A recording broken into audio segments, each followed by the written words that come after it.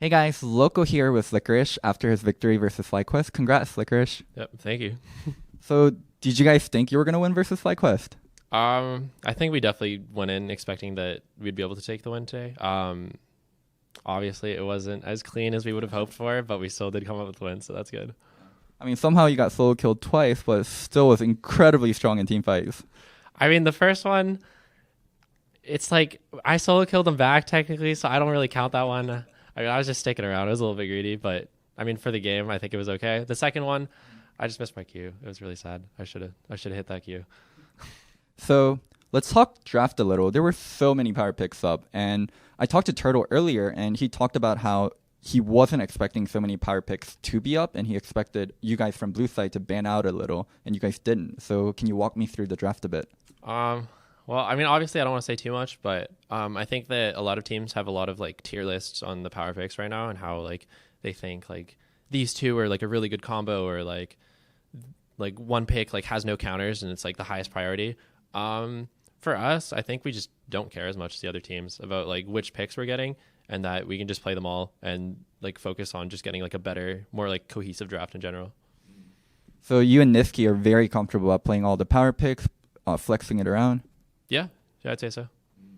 So walk me a little bit through Aatrox. People don't know Aatrox is really broken because of MSI happened when Aatrox was underpowered, and then a lot of buff happened, and then there was no pro play. So people never got to see Aatrox. So yeah, is Aatrox really strong? Why is he really strong? I mean, Aatrox is really strong, like really, really strong. I mean, it's just like in general, the champion's just pretty safe. You can dash over walls, you can dash away. You have a ton of healing, and you're pretty tanky in general. And in team fights, you can obviously just like if you hit like a 2 or 3 man queue, you can kind of like carry the whole team fight yourself. And in laning, now you just have like more healing and less downtime, which is like I think that's the biggest thing that's like frustrating for people playing against Aatrox, is that it never feels like you really have like a huge window to fight back against him in lane, and it just like gets really like oppressive when he's ahead. Wait, but you got solo kill versus Irelia. I mean, that matchup, I mean, I think it's just a skill matchup, and I just missed my Q, so that's pretty much it. Yeah. Well, I'm gonna go check that out on ProView and see how you actually played it out. What do you think about ProView? I think it's pretty cool. I think it'll be really nice to see like what other players are doing, how they're playing matchups. Like, I mean, apart from that, it's probably just gonna be used as a tool to like flame teammates and stuff, which I could also be kind of fun. I'm sure I'm gonna get some after today. But I think in general, I like it. I think it'll reward players who want to put in like that extra effort now, and it'll hurt players who aren't, I guess.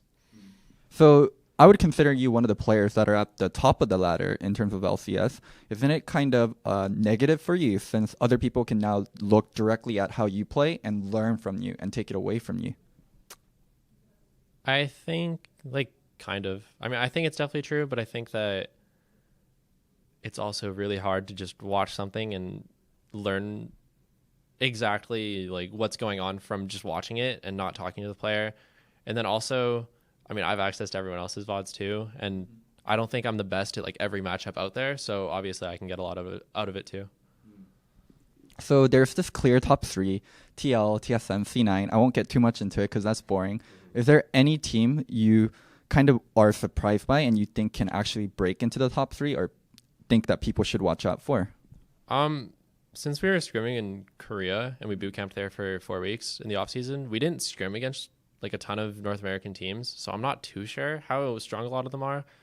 The one team I have been hearing about is Clutch Gaming, as apparently looking really strong, and we play them tomorrow. So I'm kind of nervous, kind of excited to see how that goes.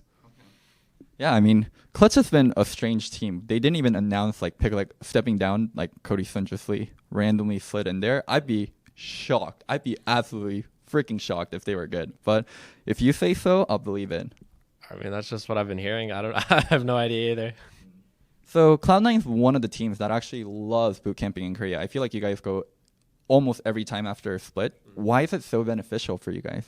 I think that it's good solo queue. Like playing on lower ping, I think is always ideal if you can do that. And then I think the bigger part is just it has like a different environment where you get the whole team together and you're scrimming a little bit and playing a lot of solo queue, as opposed to just like playing from home where like the focus level is way higher. People are like more motivated in general. So I think it's just a really good atmosphere. So Yuumi, the new champion, she's been getting permabanned. People think Yumi's weak because she has low solo queue win percentage, but people ban her all the time in scrims also. Tell us about why Yumi's so strong, and I know you have a lot of negative feelings towards Yuumi. I've already been fairly outspoken about Yuumi. I think that the most frustrating thing about the champ is that unlike the other like healing supports like Sona and Soraka, you can't just kill her in a team fight because she is attached to somebody, and then like let's say you kill the AD carry that she's attached to, and then she just flies off into someone else, and it's hard to like lock her down.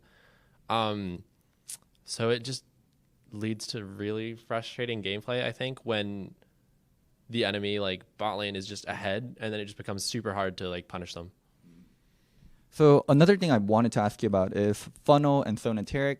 Those strategies still very much exist, and I heard people practicing it in scrim, some teams just banning it out completely. What's your take on Sona Taric and the Funnel strats, like these different kind of off-meta champions or strategies being played, like, and how it's affecting your practice? I mean, Sona Taric, it's been around for a while now. I mean, it hasn't seen a ton of competitive play, but it came out in playoffs. Some teams tried it at MSI. It didn't go so well. I think it's strong, but I think you can punish it as well. I think, like, I wouldn't say it's, like, overpowered or anything, but I think that it is a viable, like, strategy to play right now. As far as Funnel, I haven't seen a ton of Funnel. I don't know if it's very strong. Are you happy with these strategies existing for competitive play? Yeah, I mean, I don't really mind too much. I think that just like anything else, it's like having a strong champion that you have to like play around or draft around, or like a strong pair of champions instead, like Zyricon or something. I don't think it's very different. So thank you so much for the interview. Any final words for Licorice fans, Cloud9 fans?